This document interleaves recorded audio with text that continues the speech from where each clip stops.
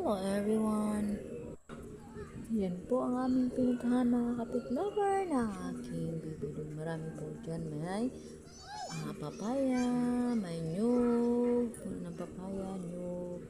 Yan po ang aking bibili mga kapit-lover. Gawa pa more. Yan po ang aking may baby na maliit po mga kapit-lover. Yan siya. Hanap siya ng pwesto. Pagkatapos niya dyan, lilikbid ko kanyang dumi mga kapit-lover. Ayan po siya. Ayan po mga kapit-lover ang aking baby dog. Yan po siya ang aking pinakamamahal na baby dog. Ayan siya. Ayan. Ayan yung naghahanap mo. Ayan.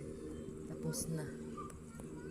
Yan po ang ating palangging din mga kapit-lover. Yan po ang pinupuntahan namin lagi. Yan po ay hindi po talaga siya. Para siyang mga kapit-lover. Yung pinuntahan namin dyan, siya yung Matay po siya. Yan siya sa man. Parang Like, video ta diri sa maraming mga gulayan dyan. May talbos ng kamuti, talong, at iba-iba pa mga tanim na gulay mga kapit-lover. Yung sitaw, may tanglad. Madami pong mga tanim dyan mga kapit-lover. Yan lang ang kagandahan dyan. Nature na nature talaga ang lahat ng mga kapit-lover. Yan po ang aking bibili. Hindi ko alam kung anong inaamoy niya mga kapit-lover. Yan po siya. Yan maraming tanglad po mga kapit-lover.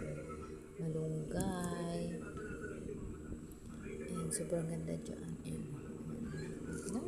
Dili na siya, kuy. Talbos ng kamote.